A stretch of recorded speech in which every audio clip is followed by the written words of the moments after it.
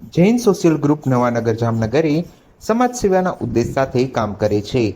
વ્યાપાર સાથે સંકળાયેલા જૈન મહિલાઓને સ્વાવલંબી થવામાં મદદરૂપ થવાના ઉમદા કાર્ય કરે છે.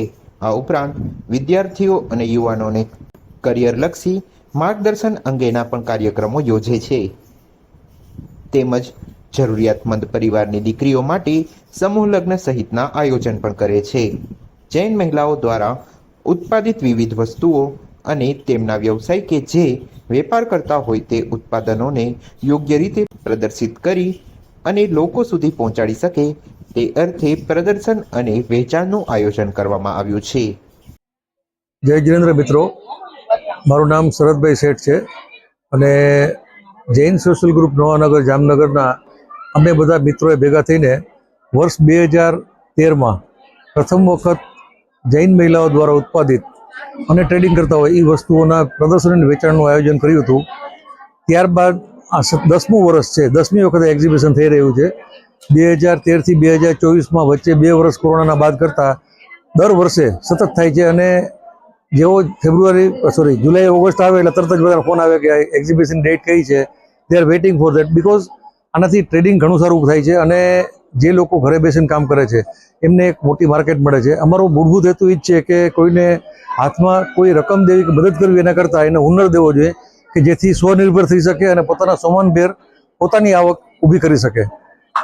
જૈન સોશિયલ ગ્રુપ નવાનગર જામનગર ફક્ત એક્ઝિબિશન જ નથી કરતી, એ ઉપરાંતમાં કેરિયર ગાઈડન્સ, પછી છોકરીઓ માટે એમ્પાવરમેન્ટ ઓફ ગર્લ્સ અને સમૂહ લગ્ન જેવા વિવિધ સમાજલક્ષી કાર્યક્રમોનું પણ આયોજન કરતી હોય છે. જૈન સોશિયલ ગ્રુપ નવાનગર જામનગર દ્વારા આયોજાતા પ્રદર્શન અને વેચાણમાં પ્રતિવર્ષ 35થી 40 હજાર લોકો મુલાકાત લે છે અને વ્યવસ્થા સાથે સંકળાયેલી મહિલાઓને મોટું પ્લેટફોર્મ પણ મળે છે.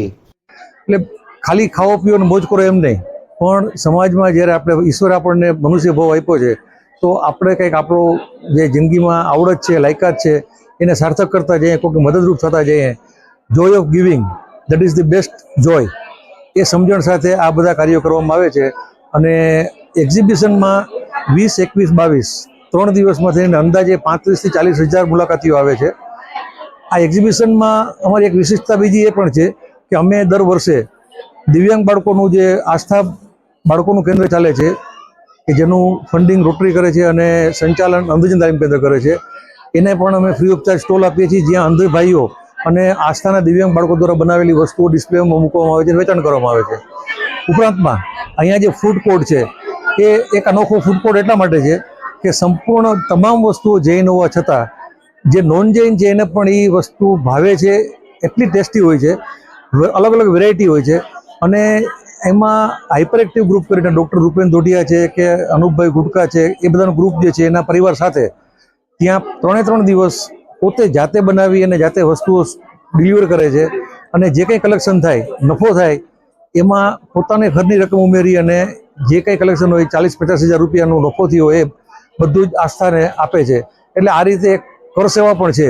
એટલે આ પ્રદર્શન એ કોઈ કોમર્શિયલ વસ્તુ નથી, પણ અમારા માટે એક યજ્ઞ છે કે જેમાં અમે લોકોને સુખાકારી માટે કંઈક પ્રયત્ન કરીએ છીએ. અને આનંદ છે કે આટલા બધા મુલાકાતીઓ આવવાના કારણે દર વર્ષે ઉત્તરોત્તર દરેક સ્ટોલ હોલ્ડરનો બિઝનેસ વધતો જાય છે. કેટલા લોકો જોડાયેલા છે આપના group? Jain social group Navanagar Jamnagar 250ના સભ્યો છે આમ તો, પણ જે એક્ઝિબિશનની એક્ટિવિટી છે એમાં કારોબારીના સભ્યો પ્લસ અમે એક વર્કિંગ કમિટી બનાવી હોય કે જેમાં જૈન ફિરકાના અલગ અલગ લોકોને પણ લીધા હોય. એટલે એવી રીતે 25 જણાનું ગ્રુપ એવું છે કે જે આ એક્ઝિબિશનના દિવસો દરમિયાન, અને ત્યાર પહેલાં અમે 5-7 જણા એવા છીએ કે જે સ્ટોલના બુકિંગથી શરૂ કરીને બધું ગોઠવવા સુધીનું કરતા હોય. પણ એક સામૂહિક પ્રક્રિયા છે, કોઈ એક વ્યક્તિથી ન થાય. અને એમાં જ આનંદ છે કે એક બંધુત્વ છે, પ્રેમ પણ વધે છે અને ઉપરાંતમાં સમાજનું પણ કામ થાય છે. અને જૈન બહેનો કે જે ઘરે બેસીને કંઈક પ્રવૃત્તિ કરે છે, વેચાણ કરે છે, ઉત્પાદન કરે છે, એને મોટી માર્કેટ મળે છે. આમ જૈન સોશિયલ ગ્રુપમાં 250થી વધુ સમાજ અગ્રણીઓ જોડાયેલા છે, જેમના દ્વારા સમાજના વિકાસ અર્થે સત્કાર્યોની સુવાસ પ્રસરાવવામાં આવે છે.